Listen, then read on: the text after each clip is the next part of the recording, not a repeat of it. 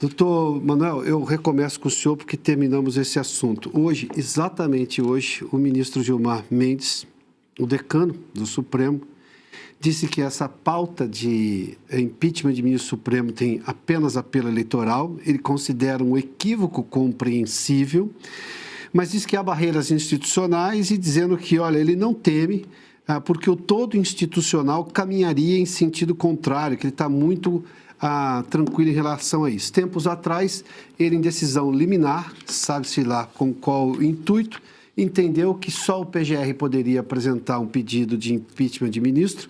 O PGR Paulo Gonet foi sócio dele, inclusive, na Escola de Direito que ele tem lá em Brasília, e também que o número mínimo não poderia ser 41, deveriam ser 2/3 qualificados do Senado da República, que aumenta para 64, se não me engano, né? É muito diferente. Aonde pretende chegar o ministro Gilmar Mendes com decisões liminares que afrontam o entendimento? Eu preciso. É desagradável que eu fico recordando outras coisas. Falando demais, como todo professor fala. O ponto de partida, eu mencionei agora há pouco. No momento em que o ministro Gilmar Mendes deu um voto que foi unanimemente aprovado pelo Supremo Tribunal Federal, dizendo que não é necessário para que se manifeste a inconstitucionalidade, que se suspenda uma lei inconstitucional, é a referência ao artigo 52.3, onde está essa competência do Senado Federal. Tudo aquilo que o Supremo decide como inconstitucional, é inconstitucional formalmente, porque até consta dos meios de aplicação. Agora, o Supremo, graças a esse furo, passou a declarar inconstitucional aquilo que convém que seja inconstitucional. A ele? A ele ou ao seu... pessoas simpáticas. Sim. Ele declara a inconstitucionalidade e publica.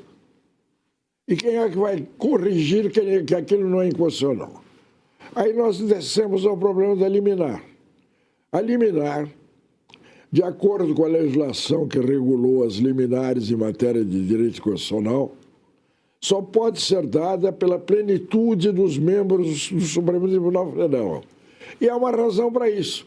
É o artigo 97 que diz que somente pela maioria absoluta do Senado, a maioria absoluta do Supremo é possível declarar a inconstitucionalidade. Então o Supremo, de vez em quando, declara a inconstitucionalidade por inconveniência. Certo? E aí nós chegamos a um outro problema conexo a essas questões liminares. As liminares do ministro Gilmar alterou uma série de normas que vem de uma lei de 1950 que nunca foi julgada inconstitucional. Inclusive foi utilizada no processo do Fernando Collor, e foi usado com a Dilma. Sim. Certo? Aquilo nunca foi inconstitucional. Mas ele achou uma inconstitucionalidade que eu chamo ironicamente de inconstitucionalidade por inconveniência. Sim. E editou deu uma liminar, mudando a redação de vários preceitos, como o senhor lembrou bem. Sim. E depois, como houve uma pressão, ele voltou atrás com relação ao primeiro, que é que qualquer um de nós pode apresentar o pedido de inconstitucionalidade. Agora, o problema de liminar, volto ao que eu falei, que não sei se eu estou sendo claro.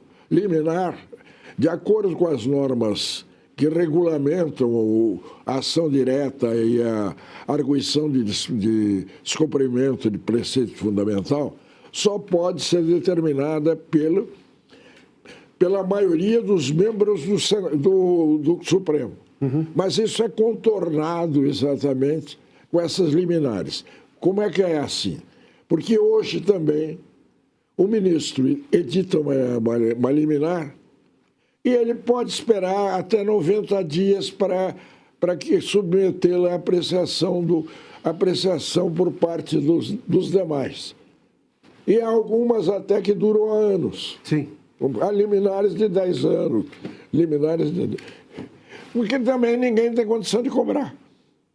A não ser que o presidente do Senado, o presidente do Supremo se mova. Mas ele não se move. Ele poderia se mover? Claro que poderia se mover. Vem de novo o argumento jurídico. Desculpe, só estou aborrecendo os leitores com isso. É o princípio do paralelismo de formas. Como é que começou tudo a aparecer? Não foi com o decreto.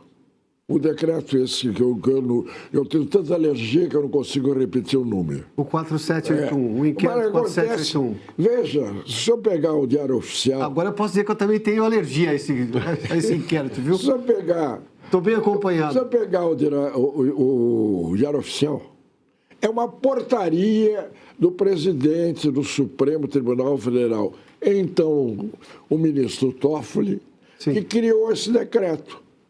Pelo paralelismo de formas, o presidente do Senado, do Supremo, hoje, poderia revogar, mas não faz. Isso eu já escrevi. Não, nós temos uma saída para essa situação, Sim. porque todo esse nó institucional que nós estamos vivendo, em que pese o fato de haver outros pontos, o mais grave começa no 4781 É claro. lá em 2019. É um estado de exceção permanente. O último que foi colocado nesse malfadado, e me perdoem aqui o exagero, ou a expressão, desgraçado inquérito 4781, foi esse jornalista do Maranhão, o Luiz Pablo. Quer dizer, o que ele tem a ver com esse inquérito, se ele está ali, um inquérito que já dura mais de 7 anos. Doutor Almir, nós temos aqui o entendimento do doutor Manuel que o ministro Fachin poderia, pela lógica do paralelismo de formas, é isso? Simplesmente suspender um inquérito que agora fica à vontade do ministro Alexandre de Moraes de quando ele vai. Aliás, ele disse que acaba quando tiver que acabar. É isso. Prazo nenhum. Né? Isso aí é o famoso prazo nenhum. Piotr, você está esperando demais do ministro Fachin. Tenho insistido institucionalmente. Está esperando demais. O ministro Fachin não é um homem... Eu mal conheço, eu conheço a distância, mas eu procuro entender as pessoas mais pelos que fazem do que pelo que dizem. Não é? Do ministro Fachin, não espere nenhuma decisão dura, corajosa. Não faça isso. Ele é incapaz de tomar uma medida máscula. Ele não fará isso, não é? Não sei hoje como é que está nesse aspecto Supremo. Já saiu na grande mídia. São mais de 10 bilhões de reais esquecidos para serem sacados pelos brasileiros. Foram 4 dias organizando e logo já entrei com a solicitação e, na sequência, já me veio o retorno. R$ 8.517 que estava lá parado. E era meu. E isso é só a ponta do iceberg. São 7 brechas ocultas no sistema que você pode resgatar. A menos que você queira fazer doação para esse governo, precisa ver antes que o prazo acabe. Para você descobrir, deixei o link aqui embaixo e um QR Code na tela. Acesse agora.